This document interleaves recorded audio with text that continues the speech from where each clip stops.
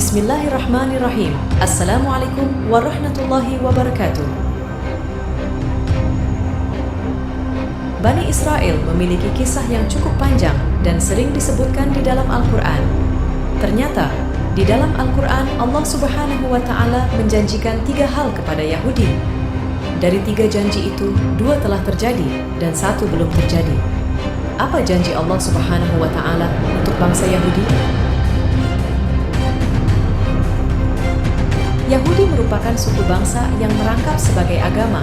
Kata Yahudi diambil dari salah satu marga dari 12 leluhur suku Israel yang paling banyak keturunannya, yaitu Yahuda. Yahuda adalah salah satu dari 12 anak keturunan Nabi Yakub alaihissalam. Nabi Yakub sendiri diperkirakan hidup sekitar abad ke-18 sebelum Masehi.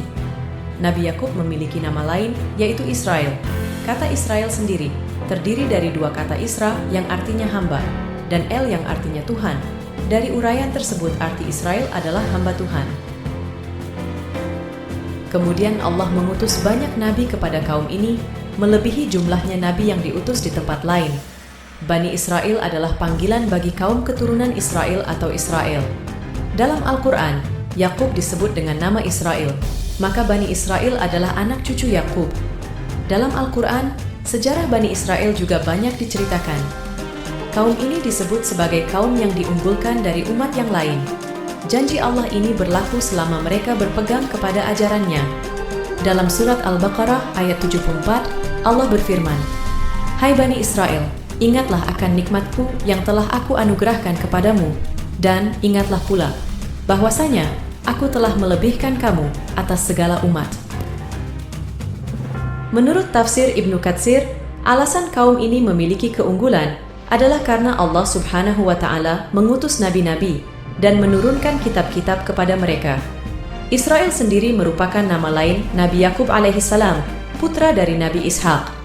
Nabi Ishak adalah anak kedua dari Nabi Ibrahim alaihissalam yang dijuluki sebagai bapak para nabi. Dari garis keturunan inilah lahir kaum Bani Israel. Nabi Ibrahim memiliki putra yang bernama Ismail dan Ishak. Ismail kemudian menjadi nenek moyang bangsa Arab, sedangkan Ishak, bapak Nabi Yakub, menjadi nenek moyang bangsa Yahudi. Sejarah Bani Israel diawali dari Israel, Yakub bin Ishak bin Ibrahim alaihissalam, yang tumbuh di wilayah bangsa Ka'an di Jazirah Arab. Israel merupakan istilah yang berasal dari bahasa Ibrani, yaitu Isra yang artinya hamba atau kekasih, dan Il bermakna Tuhan.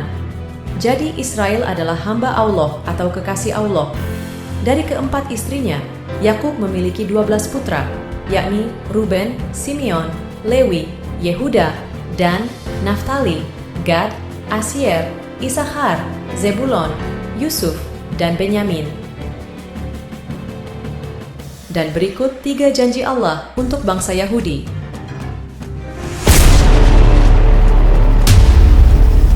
Janji Allah Subhanahu wa Ta'ala yang pertama untuk bangsa Yahudi. Karena memang terkenal akan kesombongan dan keras kepalanya, banyak dari nabi-nabi itu didustakan mereka. Bahkan ada beberapa nabi yang mereka bunuh dengan sengaja. Apakah setiap datang kepadamu seorang rasul, membawa sesuatu pelajaran yang tidak sesuai dengan keinginan kalian, lalu kalian bersikap sombong, kemudian beberapa orang di antara nabi itu kalian dustakan, dan beberapa nabi yang lain kalian bunuh? Quran Surat Al-Baqarah ayat 87.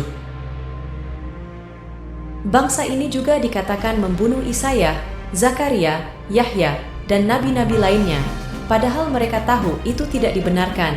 Dan Allah juga menyebutkan bahwa orang-orang Yahudi itu telah berupaya untuk membunuh Isa, tapi tidak berhasil. Bangsa Yahudi memang terkenal sebagai bangsa yang kerap meremehkan bangsa lain.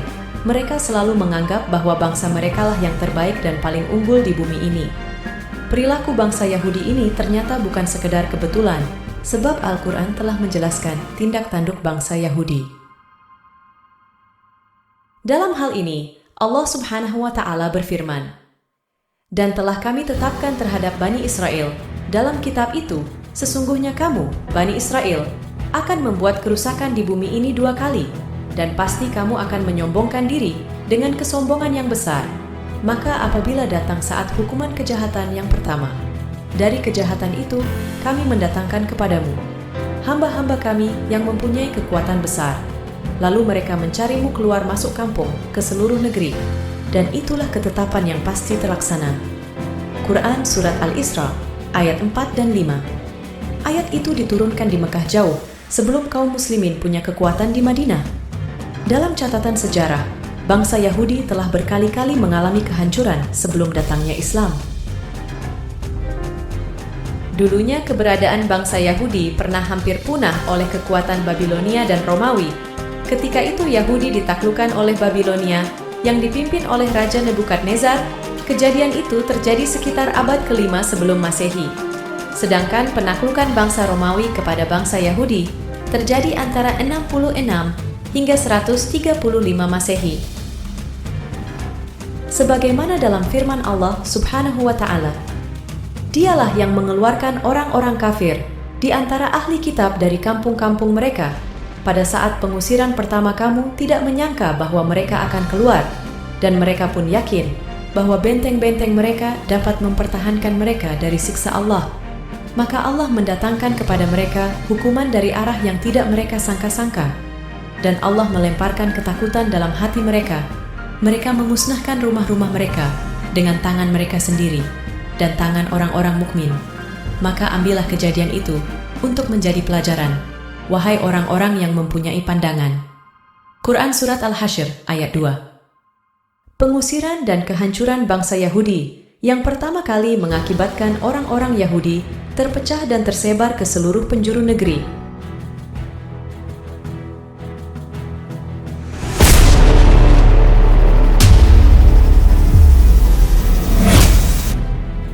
Janji Allah Subhanahu wa Ta'ala yang kedua kepada kaum Yahudi adalah Allah memberikan mereka giliran untuk menguasai dunia setelah sebelumnya bangsa Yahudi ini berhasil diluluh lantakkan. Allah Subhanahu wa Ta'ala berjanji kepada kaum Yahudi untuk memberikan kesempatan kepada mereka bangkit lagi dengan kebangkitan yang luar biasa. Jika dilihat di zaman sekarang, kaum Yahudi sekarang ini sedang menguasai dunia hampir seluruh lini. Mereka berhasil kuasai seperti bidang ekonomi, sosial politik, dan pemerintahan. Hal ini dibuktikan dalam surat Al-Isra. Allah Subhanahu wa Ta'ala berfirman, "Kemudian kami berikan kepadamu giliran untuk mengalahkan mereka kembali, dan kami membantumu dengan harta kekayaan dan anak-anak, dan kami jadikan kamu kelompok yang lebih besar." Quran Surat Al-Isra ayat 6. Jika kita membaca ayat tersebut, bukti nyata ini bisa kita lihat bahwa benua Amerika yang memiliki hanya 2% orang-orang Yahudi di sana, tapi sebagian besar Yahudi berhasil menguasai Amerika. Saat ini, teknologi-teknologi canggih yang ada di dunia sekarang sebagian besar diciptakan oleh orang Yahudi. Sekarang terbukti janji Allah Subhanahu wa Ta'ala yang kedua. Bangsa Yahudi berhasil membalas sakit hatinya dengan menduduki kembali negeri Syam atau Palestina. Bahkan bangsa Yahudi berhasil mengalahkan pengaruh kaum muslimin di wilayah tersebut. Sebelumnya bangsa Yahudi mengungsi ke beberapa negara, kini mereka berbondong-bondong pulang ke tanah Palestina. Kepulangan mereka ke negeri yang dijanjikan itu tak bisa dicegah dan dihalau oleh kaum muslimin. Kesombongan bangsa Yahudi makin meningkat manakala ekonomi dan militer mereka di-backing oleh Barat. Derita umat Islam di Palestina karena dijajah oleh bangsa Yahudi membuat sedih umat Islam di seluruh penjuru dunia. Kekejaman yang dilakukan Yahudi Israel hanya akan mempercepat datangnya siksaan dan hukuman Allah Subhanahu wa Ta'ala.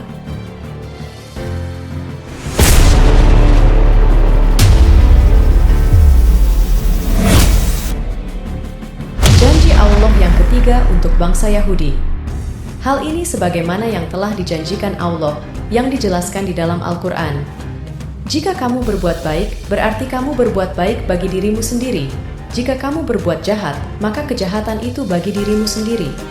Dan apabila datang saat hukuman bagi kejahatan yang kedua, kami datangkan orang-orang lain untuk menyuramkan muka-muka kamu.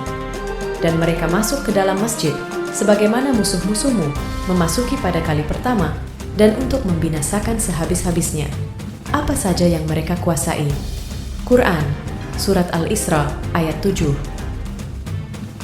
Dari ayat itu, janji Allah Subhanahu wa Ta'ala akan memastikan Suatu hari nanti bangsa Yahudi akan dimusnahkan dari muka bumi. Kaum muslimin pun akan kembali menguasai Masjidil Aqsa yang sekarang sedang berusaha dihancurkan oleh Yahudi di Palestina. Menurut kabar yang beredar, usaha penghancuran Masjidil Aqsa itu ada dua sebab. Sebab yang pertama, karena menurut pemahaman mereka, di bawah tanah Masjidil Aqsa ada kuil Sulaiman. Yahudi berusaha mengeluarkan kuil tersebut dari dalam tanah, yang nantinya akan mengakibatkan kerusakan di Masjidil Aqsa. Sebab yang kedua, karena Yahudi memang sengaja menyulut emosi seluruh umat Islam di dunia. Di hari menjelang kiamat nanti, kaum muslimin akan merebut kembali tanah Palestina dan Masjidil Aqsa. Ketika itu, kaum muslimin di seluruh dunia akan dipimpin oleh salah seorang keturunan Rasulullah Shallallahu Alaihi Wasallam, yaitu Imam Al-Mahdi. Dalam Al-Quran, Allah Subhanahu wa Ta'ala telah menjanjikan 3 hal kepada Bani Israel. 2 di antaranya sudah terwujud. Sementara janji ketiga tentang musnahnya Bani Israel masih menanti saat yang ditentukan. Kita sebagai umat muslim percaya bahwa semua janji Allah akan terwujud pada waktunya.